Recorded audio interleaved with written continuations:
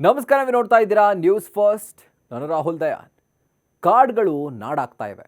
ಕಾಡಿನತ್ತ ಮನುಷ್ಯ ನುಗ್ತಾ ಇದ್ರೆ ಕಾಡು ಪ್ರಾಣಿಗಳಿಗೆಂದೇ ಇದ್ದಂಥ ವಾಸಸ್ಥಾನ ಈಗ ಆತನೇ ಕಬಳಿಸ್ತಿದ್ದಾನೆ. ಪರಿಣಾಮ ಆಹಾರವನ್ನು ಅರಸಿಕೊಂಡು ಪ್ರಾಣಿಗಳು ಕಾಡಿಂದ ನಾಡಿಗೆ ಬರ್ತಿದ್ದಾವೆ. ಇದರಿಂದ ಕಾಡು ಪ್ರಾಣಿ ಮತ್ತು ಮನುಷ್ಯನ ನಡುವೆ ಸಂಘರ್ಷ ಏರ್ಪಡ್ತಾ ಇದೆ. ಇದಲ್ಲದೆ ಕಾಡಿನಲ್ಲಿ ರಸ್ತೆ ನಿರ್ಮಿಸಿ ಕಾಡು ಪ್ರಾಣಿಗಳಿಗೆ ತೊಂದರೆ ಕೂಡ ಉಂಟಾಗ್ತಾ ಇದೆ, ಅಂದರೆ ಮನುಷ್ಯರಿಂದ. ಅನೇಕ ಕಾಡು ಪ್ರಾಣಿಗಳು ರಸ್ತೆ ಅಪಘಾತಕ್ಕೆ ಬಲಿಯಾಗ್ತಿರುವಂಥ ಸುದ್ದಿಗಳನ್ನ ನಾವು ದಿನ ನೋಡ್ತಾನೆ ಇರ್ತೀವಿ. ಇನ್ನು ವರ್ಷಕ್ಕೆ ಸಾಕಷ್ಟು ಮೂಕ ಪ್ರಾಣಿಗಳು ರಸ್ತೆಯಲ್ಲೇ ಇದರಿಂದಾಗಿ ಉಸಿರನ್ನ ಚೆಲ್ತಾ ಇವೆ.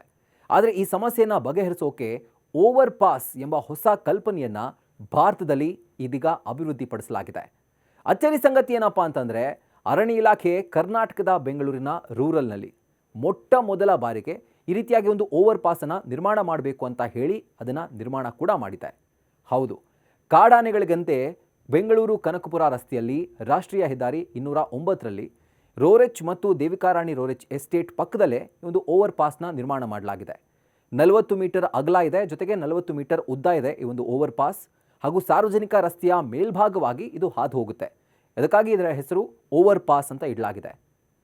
ಇದರ ಮೂಲಕ ಬರೀ ಕಾಡಾನೆ ಮಾತ್ರ ಅಲ್ಲ, ಕಾಡು ಪ್ರಾಣಿಗಳು ರಸ್ತೆಯ ಮೇಲ್ಭಾಗವಾಗಿ ಹಾದು ಹೋಗುವಂತೆ ಇದನ್ನು ಪ್ಲ್ಯಾನ್ ಮಾಡಿ ಕನ್ಸ್ಟ್ರಕ್ಟ್ ಮಾಡಲಾಗಿದೆ. ಇದರಿಂದಾಗಿ ಕಾಡು ಪ್ರಾಣಿಗಳು ವಾಹನ ಅಪಘಾತಕ್ಕೆ ಬಲಿಯಾಗೋದನ್ನು ತಡಿಬಹುದು ಅನ್ನೋದು ಸರ್ಕಾರದ ಹಾಗೂ ಅರಣ್ಯ ಇಲಾಖೆಯ ಲೆಕ್ಕಾಚಾರ. ಅಂದಹಾಗೆ ಬನ್ನೇರುಘಟ್ಟ ನ್ಯಾಷನಲ್ ಪಾರ್ಕ್ನಿಂದ ಸಾವಂದುರ್ಗ ಕಡೆಗೆ ಪ್ರಾಣಿಗಳು ಆರಾಮಾಗಿ ಹೋಗಲಿ ಅಂತ ಹೇಳಿ ಈ ಓವರ್ ಪಾಸ್ನ ನಿರ್ಮಾಣ ಮಾಡಲಾಗಿದೆ. ಜೊತೆಗೆ ಈ ಓವರ್ ಪಾಸ್ ಮೇಲೆ ಪ್ರಾಣಿಗಳಿಗೆ ಆಹಾರವಾಗಲಿ ಅಂತ ಹೇಳಿ ಸಸ್ಯಗಳನ್ನು ಕೂಡ ಇಲ್ಲಿ ನೆಡಲಾಗಿದೆ.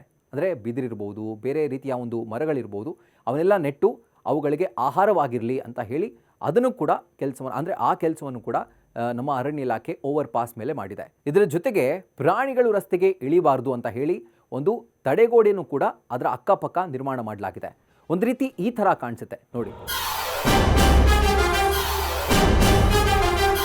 ಈ ಓವರ್ ಪಾಸ್ ನಿರ್ಮಾಣ ಮಾಡಿರುವಂಥ ಒಂದು ಉದ್ದೇಶ ಇದೆಯಲ್ಲ, ಅದ್ರ ಮುಖ್ಯ ಉದ್ದೇಶನೇ ಕಾಡು ಪ್ರಾಣಿಗಳನ್ನ ರಸ್ತೆ ಅಪಘಾತದಿಂದ ಬಚಾವ್ ಮಾಡಬೇಕು ಅಂತ ಹೇಳಿ. ಯಾಕಂದರೆ 27 ಮಾರ್ಚ್ 2022ರಲ್ಲಿ ಕಾಡಾನೆಗೆ BMTC ಬಸ್ ಡಿಕ್ಕಿ ಹೊಡೆದಿತ್ತು.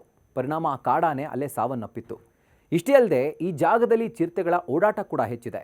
ಜೊತೆಗೆ ಶಾಲೆಗೆ ಹೋಗುವಂಥ ಮಕ್ಕಳು ಚಿರತೆಗಳನ್ನ ಕಣ್ಣಾರೆ ಕಂಡಿರುವಂಥ ಒಂದು ಎಕ್ಸಾಂಪಲ್ಸ್ಗಳಿದ್ದಾವೆ. ಇದೆಲ್ಲವನ್ನ ಗಮನದಲ್ಲಿ ಇಟ್ಕೊಂಡು ಕರ್ನಾಟಕದ ಅರಣ್ಯ ಇಲಾಖೆ ಕಾಡು ಪ್ರಾಣಿಗಳಿಗಾಗಿ ಒಂದು ಓವರ್ ಪಾಸನ್ನು ನಿರ್ಮಾಣ ಮಾಡಿದೆ, ಅಂದರೆ ಮೇಲ್ಸೇತುವೆಯನ್ನು. ಕಾಡು ಪ್ರಾಣಿಗಳು ವಾಹನ ಅಪಘಾತಕ್ಕೆ ಬಲಿಯಾಗೋದನ್ನು ತಡೆಯೋಕೆ ಈ ಒಂದು ಮೇಲ್ಸೇತುವೆಯನ್ನು ನಿರ್ಮಾಣ ಮಾಡಿರೋದು ಪ್ರಮುಖ ಉದ್ದೇಶ.